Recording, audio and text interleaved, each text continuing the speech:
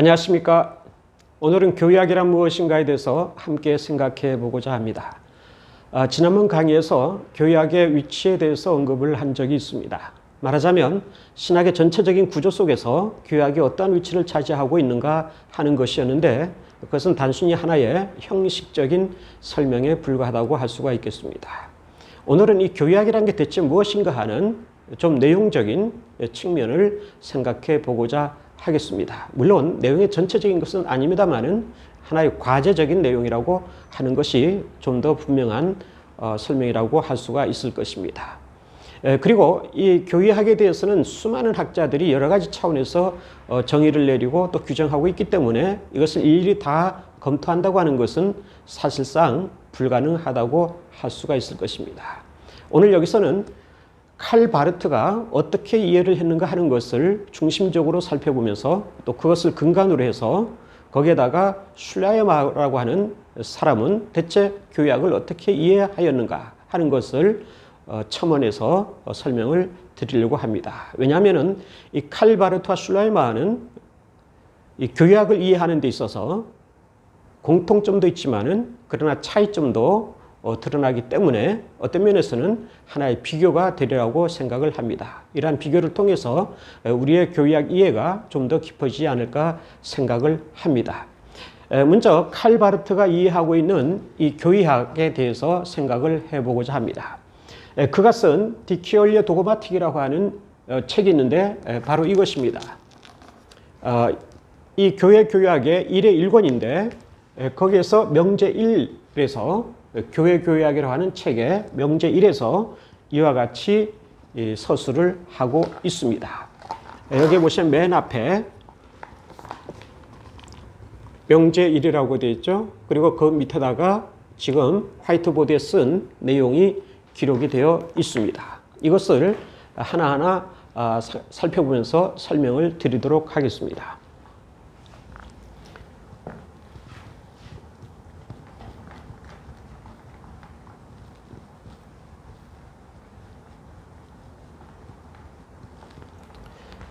먼저 도그마틱 이스트 아르스 테올로기스 디스치플린이라고 얘기합니다. 교회학은 신학적 학과라고 하는 거죠.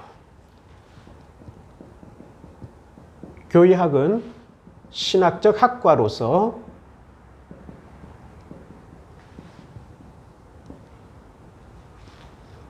비션사프틀리에스 젤프스프리프 학문적 자기 검토라고 합니다.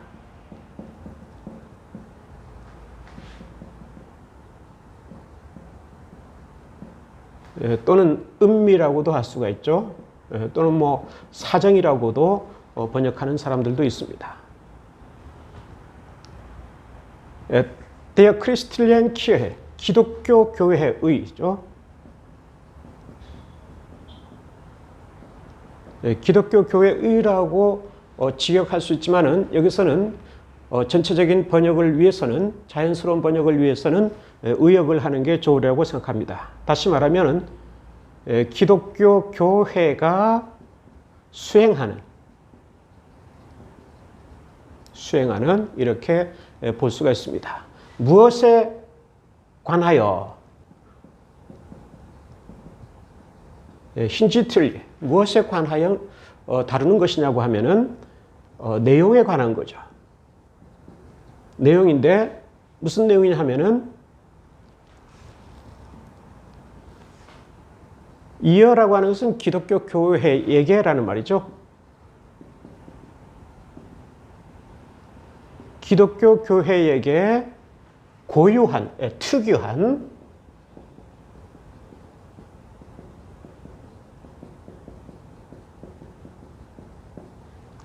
하나님에 대한 언설,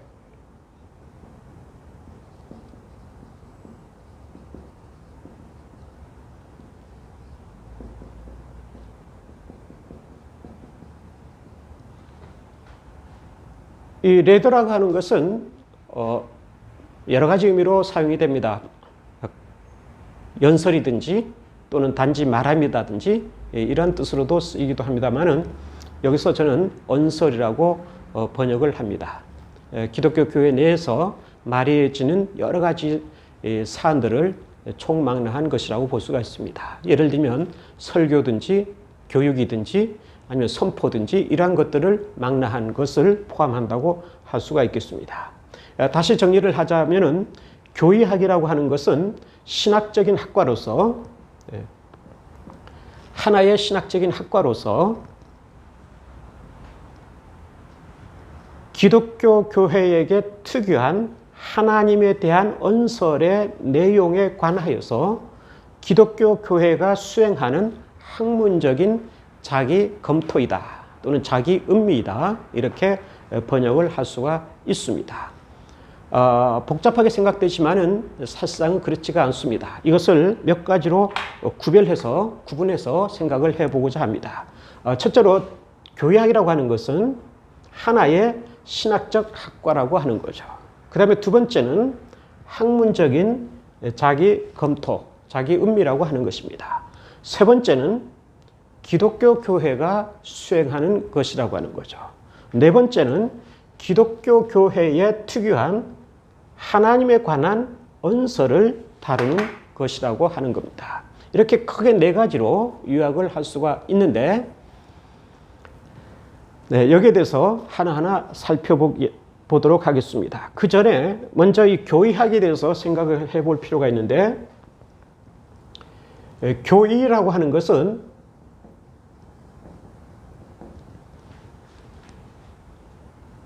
교리와는 좀 다르죠.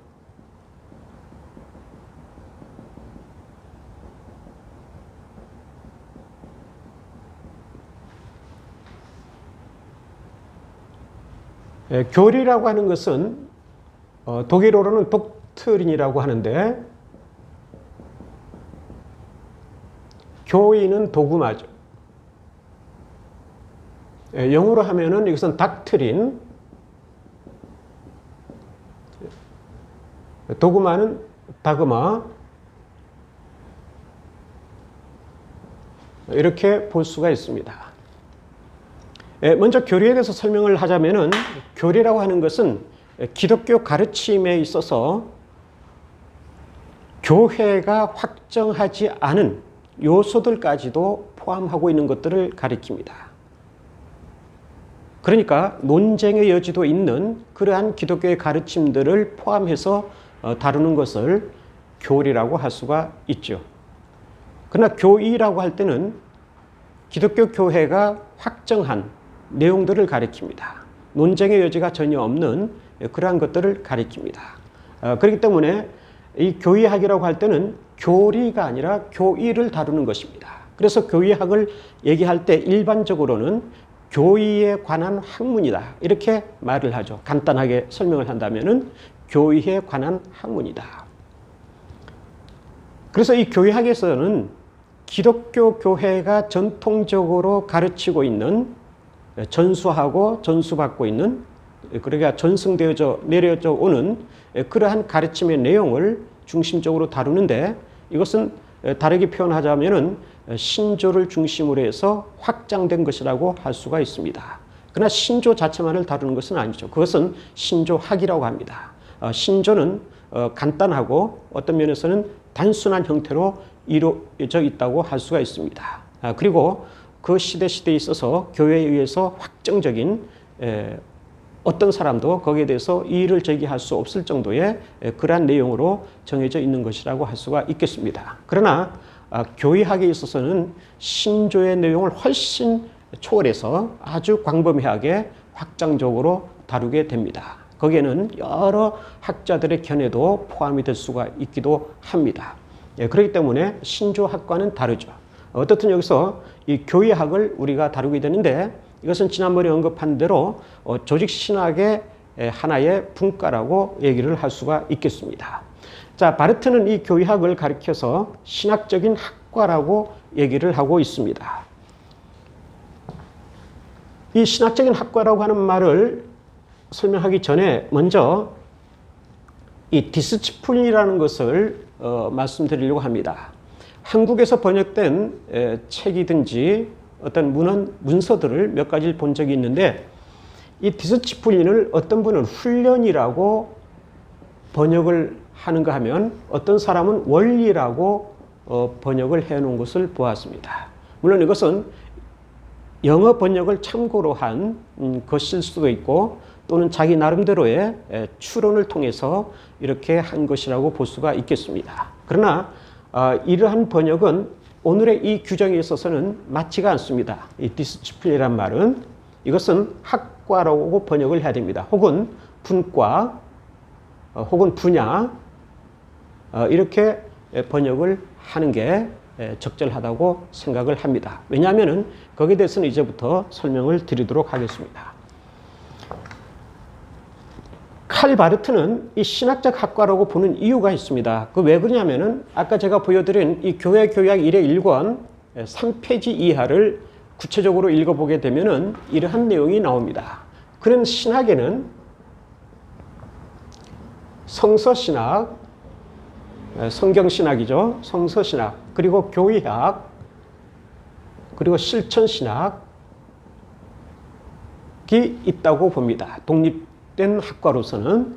그리고 교회사도 얘기를 합니다마는 어떻든 이 세 가지가 독립된 학과인데 여기에 관해서 그는 구체적인 설명을 하게 됩니다.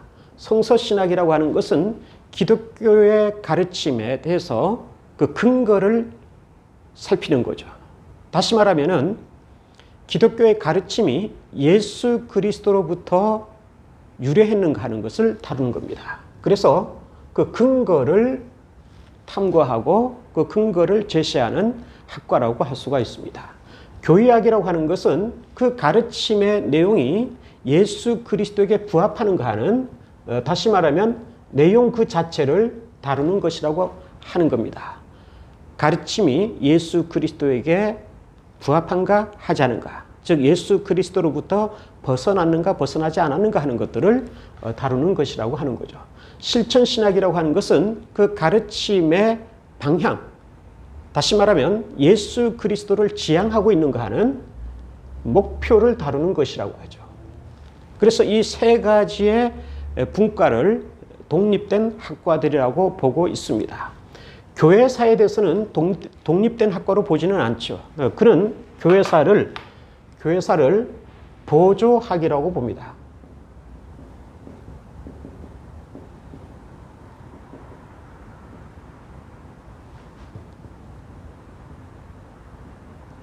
힐프스비션 사프트라 그래서 보조학으로 보죠. 보조학이라고 본다고 해서 그것은 없어도 된다는 그런 뜻이 아닙니다. 오히려 바르트가 얘기하는 것은 교회사는 성서신학에 있어서도 없어서는 아니 되는 것이고 교의학에 있어서도 없어서 안 되는 것이고 실천신학에 있어서도 없어서는 아니 되는 것이라고 말을 하고 있습니다. 어떻든 이와 같이 신학의 여러 가지 학과들이 있는데 그 가운데 하나의 학과, 하나의 신학적인 학과, 이 신학 내에 있어서의 한 학과를 이루는 것이 교의학이라고 이렇게 설명을 하고 있는 것입니다. 그러니까 교의학은 하나의 신학적 학과로서 이렇게 번역을 하는 것이 타당하다고 할 수가 있겠습니다. 다시 말하면은 신학적인 훈련이든지 신학적인 원리든지 이러한 번역은 별로 좋지 않다고 생각이 듭니다. 자, 그리고 더 나가서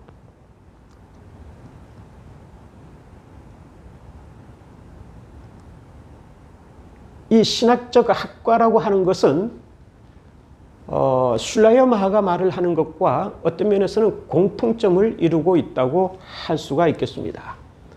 잠깐 슐라이어 마하에 대해서 언급을 하도록 하겠습니다.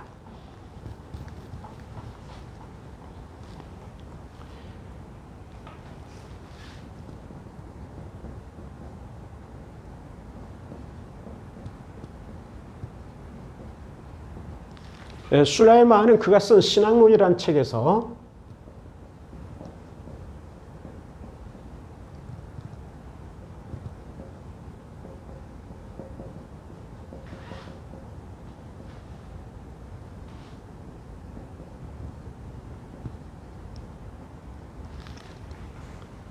이 교의학에 대해서 정의를 내리고 있습니다. 여기에 보시는 책, 이것이 바로 데어 크리스틀리의 글라우베라고 하는 책인데 제 2판을 가리킵니다. 기독교 신앙이라는 책인데 흔히 신앙론 이렇게 불려집니다. 여기에 명제 2번 제2명제에 보면은 그는 도그마틱을 얘기합니다.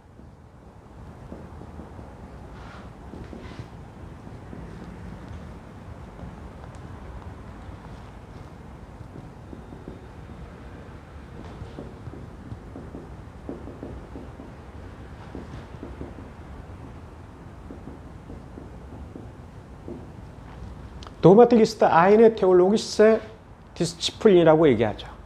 교의학은 하나의 신학적 학과이다.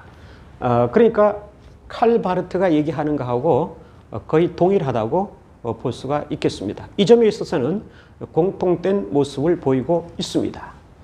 단지 이 신학적 학과이긴 하지만은 슐라이마가 말을 한 것은 지난번 강의에서 잠깐 언급을 했습니다만 그는 신학의 분과를 좀 달리 표현하죠. 철학적 신학, 역사적 신학, 실천적 신학. 이 역사적 신학 속에 소위 말하면 성서신학, 교회사, 교리사, 교의학, 그리고 교회 관련 여러 학이 있다고 보고 있습니다. 그래 여기서 교의학이라고 하는 것은 여러 학과들 중에 하나를 이루고 있다고 하는 거죠.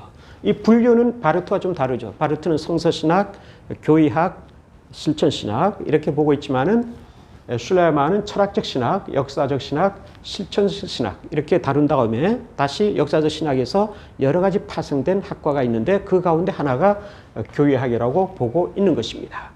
어떻든 이 교의학은 다른 일반 학문에서 찾아볼 수 있는 것이 아니라 신학의 구조 속에서만이 발견될 수 있는 것이라고 하는 것을 보여주고 있습니다.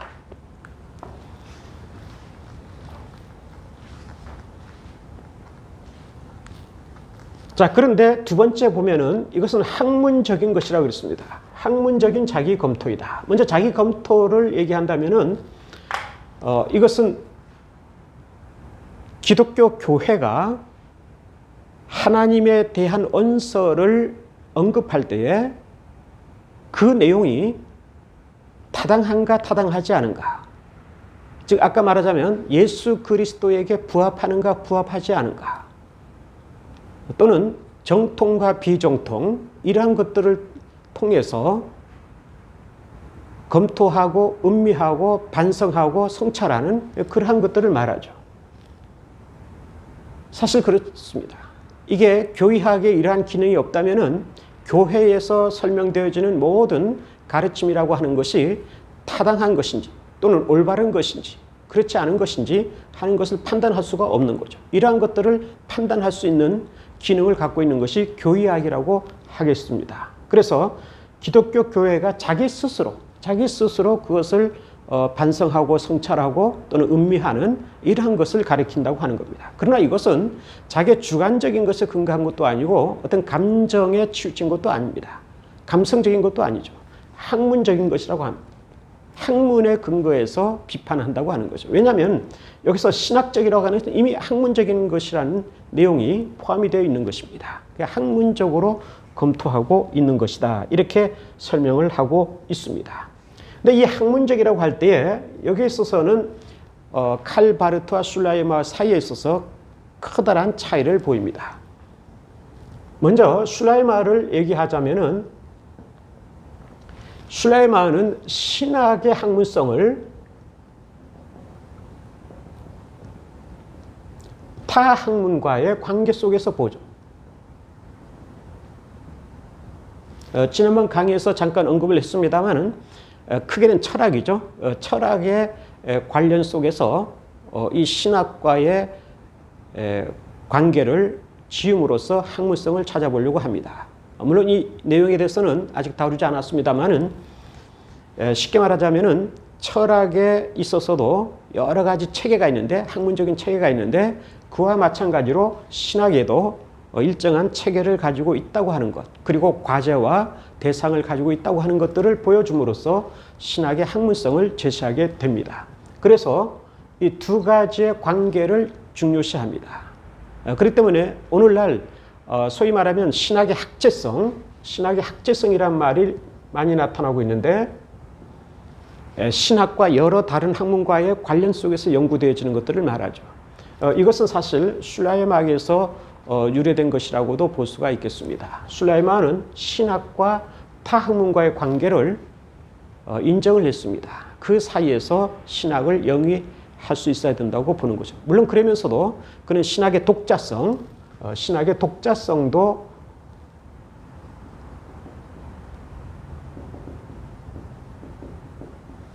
강구하지는 않았습니다. 신학은 고유한 학문이고 기독교 교회 내에서만이 수행될 수 있는 것이라고 하는 것을 강조하죠. 그런데 바르트는 이와는 달리 신학과 타 학문과의 관계를 인정하지 않습니다. 그러니까 이 관계라고 하는 것을 단절시켜버리죠. 바르트에 의하면 신학은 고독한 학문이라 해야 된다고 하는 겁니다. 고립된 상황 속에서 신학만이 신학 자신을 위해서 영위되어져야 된다고 하는 거죠. 다른 학문과 더불어서 교류를 할 필요도 없고 다른 학문이 사용하고 있는 방법론에 눈을 돌릴 필요도 없다고 보죠. 철저하게 고독하게 신학은 신학의 길을 가야 된다. 이렇게 얘기를 합니다. 이것이 바로 커다란 차이점이라고 할 수가 있겠습니다. 어떻든 그럼에도 불구하고 두 사람 다 학문적 검토라고 하는 것은 주장하고 있습니다. 근데 이 학문적이라고 하는 이해가 좀 다르죠. 슐라이마는 이러한 맥락에서 학문적이라고 생각을 하고 있지만은 바르트는 그게 아니죠. 신학 자체만이 가지고 있는 학문성이 있다고 주장하는 겁니다. 그에 따르면 신학에도 다른 학문과 마찬가지로 여러 자료들이 있고 더 나아가서는 과제가 있고 더 나아가서는 방법론이 있고 더 나아가서는 일정한 대상을 지니고 있다고 하는 겁니다. 이러한 점에서 신학도 역시 학문이라고 하는 것을 주장하고 있는 것입니다. 그래서 칼 바르트도 신학적 학과라고 학문적인 검토라고 이렇게 얘기를 하고 있는 것입니다. 어떻든 이것은 기독교 교회가 자기 자신에 대해서 또는 자기가 언급한 하나님에 대한 언설에 대해서 반성하는 작업인데 이것은 어디까지나 학문적 차원에서 이루어지는 것이라고 하는 것을 여기서는 중시하고 있음을 볼 수가 있습니다. 그리고 이것은 기독교 교회가 수행하는 거죠. 다시 말하면 학문적인 자기 검증을 하는 주체가 누구냐? 이것은 교회 그 자체라고 하는 것입니다. 외부에서 하는 게 아니죠. 교회 그 자체가 하는 것이라고 하는 것을 강조하고 있습니다. 자, 더 나아가서 이 교회학에 있어서 중요한 것은 하나님에 대한 언설을 다룬다고 하는 겁니다. 기독교 교회에 주어진 특유한 언설, 이것을 다루는 것이 바로 교회학이라고 하는 것인데 여기에 이제 문제가 오늘날 크게 대두된다고 할 수가 있겠습니다. 이 하나님이라고 하는 것은 삼위일체 하나님을 가리킵니다. 그러니까 성부 하나님만을 뜻하는 것은 아니죠. 그것은 교회학 개요든지 또는 크레도라고 하는 사도신경 해설을 통해서 보게 되면은 그는 언제나 사도신경의 구조를 통해서 그것을 근간으로 해서 교회학을 설명해 나가는 것을 볼 수가 있는데 사도신경은 우리가 다 잘 알다시피 삼위일체 하나님으로 이루어져 있습니다. 크레도인 하는 것은 나는 믿습니다 하는 것인데 나는 믿습니다. 성부 하나님을 믿습니다. 성자 예수 그리스도를 믿습니다. 성령 하나님을 믿습니다. 이렇게 세 가지로 되어 있습니다. 어떤 사람은 나는 성부 하나님을 믿습니다. 나는 성자 하나님을 믿습니다. 나는 성령 하나님을 믿습니다. 그리고 그 다음에 네 번째로 나는 교회를 믿습니다. 사도신경에 보면 나는 교회를 믿습니다라는 그 문장이 있기 때문에 나는 교회를 믿습니다 하는 것을 네 번째로 넣는 경우가 있습니다. 그러나 이것은 아주 잘못된 거죠. 왜냐하면 사도신경에 보시면은 크레도인 나는 누구누구를 믿습니다. 이렇게 되어 있는데 교회 앞에는 이 인이 없습니다. 인이 없습니다. 인이 있다고 하는 것은 신앙의 대상을 뜻합니다. 그러니까 하나님을 믿습니다. 그러면은 나는 성부 하나님을 믿습니다. 성부 하나님이 나의 신앙의 대상입니다 하는 뜻이죠. 예수 그리스도를 믿습니다면 나의 신앙의 대상은 예수 그리스도입니다 하는 겁니다. 성령을 믿습니다 하는 것은 나의 신앙의 대상은 성령이십니다 하는 겁니다. 그러나 교회를 믿습니다. 교회가 나의 신앙의 대상이라 할 수가 없는 거죠. 그러니까 사도신경에서도 그 앞에는 인이 없습니다. 따라서 교회를 믿습니다 하는 말을 그것을 독립적으로 다루서는 안 됩니다. 이것은 성령의 사역의 결과이고 또 그로 인해서 나타난 하나의 영적인 현상이라고 볼 수가 있는 것입니다. 따라서 교회를 믿습니다 하는 말은 성령을 믿습니다의 종속적인 문장으로 번역을 하지 않으면 안 된다고 하는 것을 지적할 수 있습니다. 어떻든 그런 점에서 칼 바르트는 이 하나님에 대한 언설이라고 할 때에 그것은 삼일체 하나님을 가리키는 것이라고 할 수가 있습니다. 물론 그의 교회 교약을 통해서 보면은 삼위일체에 관한 설명도 굉장히 장황하게 이루어지는 것을 볼 수가 있습니다. 자, 어쨌든 여기서 이 하나님에 대한 언설이라고 하는 것은 다르게 표현한다면은 이것은 객관적 가르침,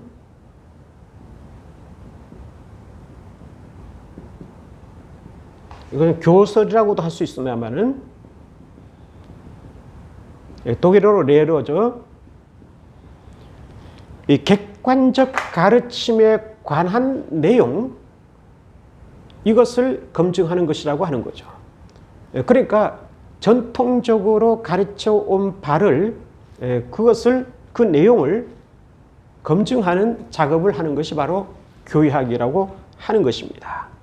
그럼 이 가르침이라고 하는 것은 객관적인 거죠. 칼 바르트는 이와 같이 객관적인 언설, 객관적인 교설, 객관적인 가르침, 이것을 신앙에 있어서 중차대한 요소로 보고 있고 이것을 받아들이는 것이 신앙 그 자체라고 생각을 하고 있는 것입니다.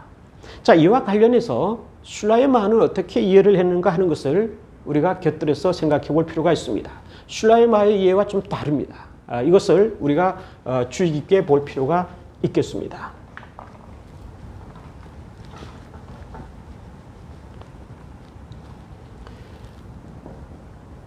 슐라이마는 아까 보여드린 신학론 제15명제에서 교의학이라고 하는 것은 뭐냐면, 물론 거기에서는 그가 신학 명제라는 표현을 쓰고 있습니다만은 교회학이라고 하는 것은 무엇이라고 하면은 기독교의 경건한 심정의 상태를 언어로 표현한 것, 서술한 것이다, 이렇게 봅니다.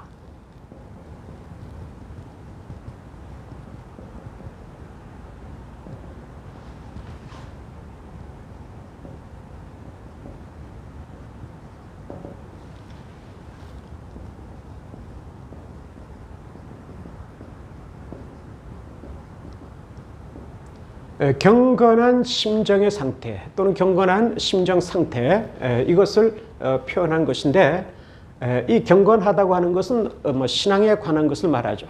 그러니까 이것을 다르게 표현한다면은 신앙 체험이라고 할 수가 있습니다. 그러니까 신앙의 체험한 바를 인간의 언어로 서술하고 표출하고 개진해내는 것이 바로 교회라고 하는 거죠. 그렇다면 이 신앙의 체험이라고 하는 것은 굉장히 주관적인 거죠. 다시 말하면 모든 사람이 각자가 자기가 체험한 바가 다를 수가 있습니다. 그러한 것을 여기서는 얘기하고 있는데, 물론 그 각자가 경험한 것 자체가 교회학이라고 보는 건 아니죠. 그건 교회학이 될 수가 없죠. 단지 그 경험한 바, 체험한 바의 공통점들을 통해서 거기에서 교회학의 내용을 도출해내고자 하는 거죠. 그렇기 때문에 여기서는 주관적 차원이라고 볼 수가 있겠습니다. 칼 바르트가 객관적 차원, 쉽게 말하자면 기독교의 교리적인 것을 수용하는 것이 신앙이라고 보는 반면에 슐라이마는 각자가 하나님과의 관계에서 체험한 바 또는 하나님의 계시에 대해서 체험한 바를 서술해내는 것이 교회학이라고 보고 있다고 하는 것입니다. 물론 여기서 오해를 불식시키기 위해서 조금 더 설명을 드리려고 합니다. 술라이마는 이러한 차원에 머물고 있는 것은 아닙니다. 주관적 차원에만 머물고 있는 것은 아니라고 하는 거죠. 그도 역시 칼 바르트와 마찬가지로 객관적 차원에까지 나아갑니다. 이것을 부정하거나 무시하거나 간과하지 않는다고 하는 거죠. 왜 그러냐 하면은 그의 책들을 읽어보면 그는 전통적으로 내려오고 있는 교리들을 굉장히 깊이 있게 이해를 합니다. 그러면서 그것을 가지고 어떻게 하면 당시에 자기 시대 사람들에게 자기 시대의 언어를 가지고 또 자기 시대의 사상을 가지고 그것들을 설득력 있게 표현해낼 수 있는가 하는 것을 고심하죠. 굉장히 고심을 합니다. 그러니까 내용 전체적으로는 전통적이면서도 그러나 그 표현에 있어서는 굉장히 쉽게 말하면 근대적 사고 속에서 나온 그러한 표현들이 있다고 하는 것을 볼 수가 있습니다. 그러한 것들을 우리가 어디서 찾아볼 수 있냐 하면은 시간 관계상 예수 그리스도에 관해서만 생각해 본다면은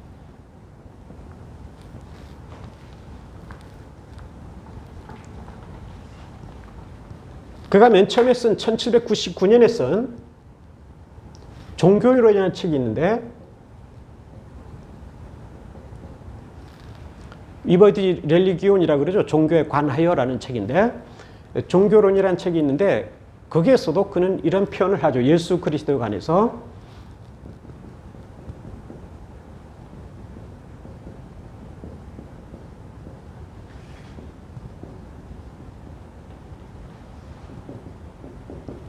Gott der Fleisch geworden ist라고 하죠. 육신이 되신 하나님. 즉 예수 그리스도를 가리키는 표현입니다. 예수 그리스도는 육신이 되신 하나님이라고 하죠. 즉 성육신을 말하는 것인데 예수 그리스도는 본래 하나님이시라고 하는 것을 전제하고 있죠. 하나님이시지만은 우리 인간의 몸을 입고 이 땅에 오신 분이시다 하는 것을 말씀하고 있습니다. 이 내용은 신학론이라는 책에서도 나타납니다. 그러니까 그의 평생에 걸친 신학적 저술 속에서 예수 그리스도를 이와 같이 이해하고 있다는 사실을 알 수가 있습니다. 이뿐만이 아닙니다. 역시 종교론뿐만 아니라 이 신학론에 이르기까지도 그런 예수 그리스도를 하나님의 본성이라고 얘기하죠.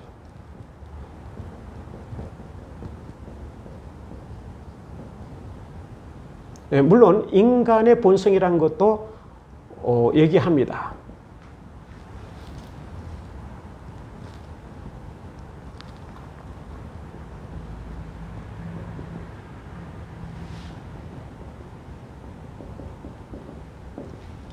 예수 그리스도에게는 신성과 인성이 다 겸비되어 있다고 보죠.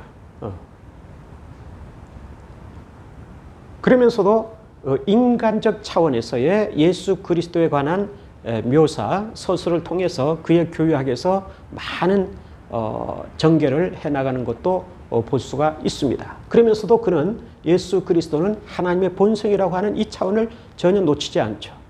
다시 말하면 그의 구상 속에 있어서는 이 예수 그리스도가 하나님이시라고 하는 것이 항상 전제되어 있다고 할 수가 있겠습니다.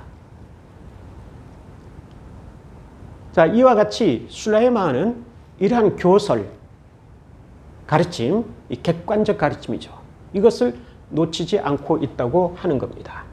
한 가지만 더 든다면은 특히 신학론에서 보게 되면은 이런 표현도 하게 됩니다. 예수 그리스도는 하나님의 근원적인 계시이다.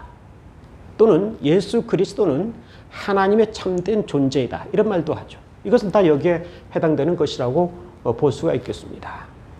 그렇게 본다면은 어떤 사람들은 술라이마가 예수 그리스도의 인성만을 강조했다든지 그 인성의 차원에서만 서술을 했다든지 이렇게 주장하는 사람들인데 이것은 굉장한 오해라고 할 수가 있습니다. 이것은 잘못된 이해입니다. 반면에 칼바르트에 대해서도 어떤 사람들은 말을 하기를 칼바르트는 예수 그리스도의 신성을 강조하고 인성은 그다지 얘기하지 않았다. 이렇게 말을 하는 사람인데 이것도 오해입니다. 칼바르트가 초기에 쓴 로마서라는 책을 읽어보시면 거기에 나사렛 예수의 활동에 대해서 굉장히 많은 분량을 전개시키고 있는 것을 볼 수가 있습니다. 이런 것을 볼 때에 이 두 사람에게 있어서 술라이마와 바르트에게 있어서 공통점은 무엇이냐면은 예수 그리스도는 참 하나님인 동시에 참 인간이라고 하는 것을 놓치지 않고 있다고 하는 거죠. 이것이 공통점인데 이것은 기독교 전통에 있어서 전승되어져 온 그대로이며 더 나아가서는 정통적 가르침이죠. 이 정통적 가르침을 놓치지 않고 있다고 하는 겁니다. 단지 슐라이마는 이 인간이라고 하는 사실을 통해서 전개하면서 이 하나님이라고 하는 사실로 접근해 가는 방법을 취하죠. 아프로치. 근데 칼 바르트는 오히려 객관적 차원의 것을 강조하면서 그리고 주관적인 또는 좀 어려운 말이 될지 모르겠지만 내재적인 것들을 다루는 그러한 방향으로 나아가고 있음을 볼 수가 있습니다. 이것을 다른 말로 표현한다면 칼 바르트는 예수 그리스도를 다룰 때, 특히 예수 그리스도를 다룰 때 존재적 관점에서 다루고 있고 슐라이마는 인식적 관점에서 다루고 있다고 얘기할 수가 있겠습니다. 쉽게 말하자면은 존재적 관점이라는 것은 예수 그리스도는 하나님이시라는 것을 전제하고 그 하나님이 성육신 하셔서 우리 가운데 오셨다. 그래서 우리 가운데서 같이 사셨으므로 우리가 그분을 보고 하나님이시라는 것을 알 수 있다고 하는 그러한 어프로치를 취하는 거죠. 인식적 관점이라고 해서는 반대죠. 우리 가운데 오신 하나님, 우리 가운데 거하시고 사시는 예수 그리스도는 인간이기지만은 그러나 그분을 우리가 면밀히 검토해 볼 때 그분은 단순한 인간이 아니라 하나님이시다고 하는 사실을 인정할 수밖에 없다고 하는 이러한 차원으로 나아가는 거죠. 이러한 접근 방법을 사용하고 있는 것을 가리킵니다. 그러니까 칼 바르트는 존재적 관점에서의 어프로치, 그리고 슐라이마는 인식적 관점에서의 어프로치를 취하고 있다고 얘기를 할 수가 있겠습니다. 여기서 우리가 어느 것이 맞다든지 옳고 그르다고 하는 이러한 얘기는 할 수가 없습니다. 이것은 둘 다 동시에 필요한 것이라고 할 수가 있죠. 제가 개인적으로 생각하기에는 기독교 문화권에서 태어난 사람들에게 있어서는 바르트의 이해가 어떤 면에서는 친근감이 있고 더 수용하기 쉽다고 생각이 됩니다. 그러나 비기독교 문화권에서 태어난 사람들에게 있어서는 오히려 슐라이마의 이해가 더 이해하기가 쉽고 더 친근감이 있어지게 되고 더 수용하기 쉽다고 이해가 됩니다. 그러니까 어느 것이 옳고 그르다는 문제가 아니라 그 사람의 개인적인 정황 또는 그 사람이 놓여 있는 상황 또는 그 사람의 어떠한 신학적인 배경이든지 아니면 종교적인 배경이든지 이러한 것들을 통해서 이러한 양쪽의 접근 방법이 고려되지 않으면 안 된다고 생각을 해봅니다. 한 가지만 더 말씀을 드리겠는데 칼 바르트는 여기서 하나님에 대한 언서를 검증하는 것이라고 얘기하고 있는데 여기에서도 역시 슐라이마와 커다란 차이를 보이게 됩니다. 말하자면은 교의학이라고 하는 것을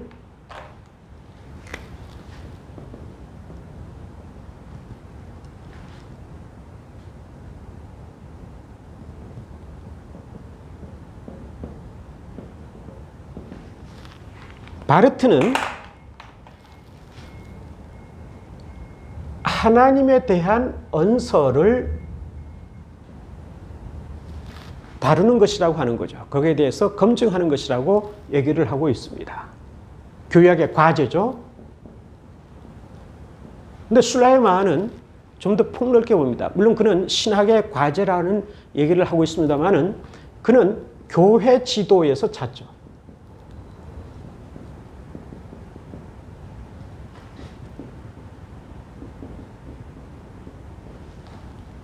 이것이 커다란 차이라고 할 수가 있겠습니다. 어떻게 차이가 있느냐 하면은 먼저 말씀드릴 수 있는 것은 바르트는 교회학의 과제를 좀 좁게 보고 있다는 거죠. 협소하게 보고 있다는 겁니다. 하나님에 대한 언설만을 다루는, 즉 교회 내에서 행해지고 있는 설교든지 선포든지 가르침이든지 이러한 것들을 다루고 그것을 비판하고 검증하고 성찰하는 이러한 것들이라고 보고 있는 겁니다. 근데 슐라이만은 굉장히 광범위하게 봅니다. 교회학의 과제라고 하는 것은 교회 지도에 있다고 하는 거죠. 교회 지도에 있다고 한다면은 이건 굉장히 폭넓게 생각되어질 수 있는 것입니다. 다시 말하면은 이러한 언설에 대한 문제뿐만이 아니라 즉 설교든지 선포든지 이러한 문제만이 아니라 목회 일반에 관해서 또는 교회 운영에 관해서 뿐만 아니라 모든 성도들과의 관계에 있어서의 면, 더 나아가서는 개교회 차원을 넘어서 우리식으로 말한다면 노회, 총회 이러한 관계에 있어서까지도 필요한 것이 바로 교회학이라고 하는 거죠. 이런 점에서 칼 바르트의 교회학 이해와 슐라이마의 교회학 이해는 커다란 차이점을 보이고 있다고 할 수가 있겠습니다. 그러나 여기서도 또다시 어떤 공통점을 찾는다면은 어디까지나 교회 내에서 이루어지는 그런 언설이든지 여러 가지 교회 지도적 행위에 대한 검증이라고 하는 거죠. 검토 또는 음미라고 하는 겁니다. 이러한 점에서는 다를 바가 없습니다. 그런 점에서 교회학이라고 하는 것은 우리 기독교 교회 내에 있어서 얼마나 중대한 것인가 하는 것을 보여주는 그러한 정의이고 더 나아가서는 규정이라고 할 수가 있겠습니다. 오늘은 여기까지입니다.